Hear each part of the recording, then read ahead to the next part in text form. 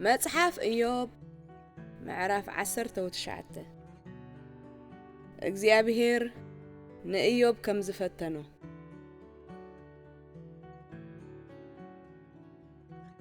ድሕርዚ ኢዮብ ከምዚ ኢሉ መለሰ ክሳዕ መዓዝ ኢኹም ተሳቂዩኒ ክሳዕ መዓዝ ኢኹም ከብዘረባ እትደቕሱኒ እንሆ 10 ሰዕ ፀረፍኩሙኒ እትገፍዑንስ ካንዶ ኣይተሓፍሩን ኢኹም ተጋጊ እኳ እንተኾንኩ እቲ ጌጋና እዩ ዝጎድእ ንስኻትኩም ካባይ ዝበለጽኩም ዝኾንኩም ይመስለኩም ኣሎ እዚ ኩሉ ብበደለይ ከም ዝወረደኒ ጌርኩም ከኣ ተሓስቡ ኣለኹም ግና ኸነ እዚ ኩሉ ኣምላኽ ከም ዝገበሮ ብመፈንጠራ እውን ከም ዝኸበበኒ ኣይትፈልጡን ኢኹም እንሆ ተዓሚፀይ ለጠርዕ ኣለኹ ዝሰምዓኒ ድማ የልቦን ረድኤት ደልየ ኣእዊ ኣለኹ ፍትሒ ዘውፅኣለይ ከዓ የልቦን ኣምላኽ ኣነ ኸይሓልፍ ኢሉ ንመንገደይ ዓፀዎ ነተን መተሓላለፍየይ ብጸልማት ኣጐልበበን ንሱ ንኽብረተይ ቀንጠጦ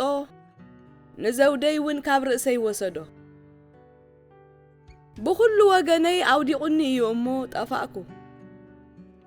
ንትንፋሰይ ከም ኦም መንቆሶ ንቁጣዓኡ ኣብ ልዕለይ ከዓዎ ከም ጸላኢኡ እውን ቆጸረኒ ክወግኡኒ ጭፍራታቱ ሰደደለይ ኣብ ዙርያ ድንኳነይ ዓሪዶም ይሰፍሩ ኣለዉ ናሕዋተይ ካባይ ኣርሓቖም እቶም ዝፈልጡኒ ኸማጋይሽ ኮኑኒ ኣዝማደይ ሓደጉኒ ፈተውተይ እውን ረስዑኒ ኣጋይሸይን ኣግራደይን ከም ባዕዲ ቆጸሩኒ ጓና መሲለ ተረኣኽዎ ንጊልያይ እንተጸዋዕክዎ ኣቤት ኣይብለንን ትሕት ኢለ እንተለመንክዎ እኳ ኣይሰምዓንን ሰበይተይ ንስትንፋሰይ ተጸየፈቶ ደቅኖይ ከኣ ፈንፈኑኒ ንኣሽቱ ቈልዑ እኳ ይንዕቑኒ እንተ ረኣዩኒ ኸኣ የላግጹለይ ኩሎም መማኽርተይ ፈንፈኑኒ እቶም ዝፈትውኒ ተገምጠሉኒ ቆርበትን ዓጽምን ጥራይ ኮይነ ተሪፈ ግርጻነይ ጥራይ ተሪፉኒ ኣቱም ፈተውተይ ኢድ ኣምላኽ ወቂዓትኒ እያ እሞ ደንግጹለይ ንምንታይ ከኸምቲ ኣምላኽ ዝሰጐኒ እትሰጉኒ ንስጋይ ከምንታይ በሊዕኹም ዘይትጸግብዎ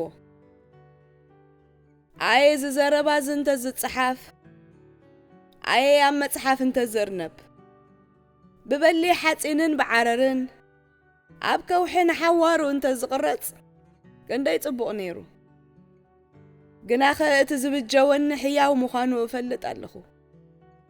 ንሱ ኣብ መወዳእታ ኣብ ልዕሊ ምድሪ ክቐውም እዩ ቆርበተይ ብሕማም ተበሊዑ ምስ ጠፍአ እውን በዚ ስጋ እዚ ንኣምላኽ ክርእዮ እየ ኣነ ባዕለይ ክርእዮ እየ ካልእ ሰብ ዘይኮነስ በዒንተይ ክርእዮ እየ ልበይ ይጠልመኒ ኣሎ ንስ ጎጎ እናበልኩም ክትጐድኡኒ ምኽንያት ትደልዩ ኣለኹም ፍርዲ ከም ዘሎ ፍለጡ መቕጻዕቲ ሓጢኣትሲ ሰይፊ እዩ እሞ ንሰይፊ ፍርህዎ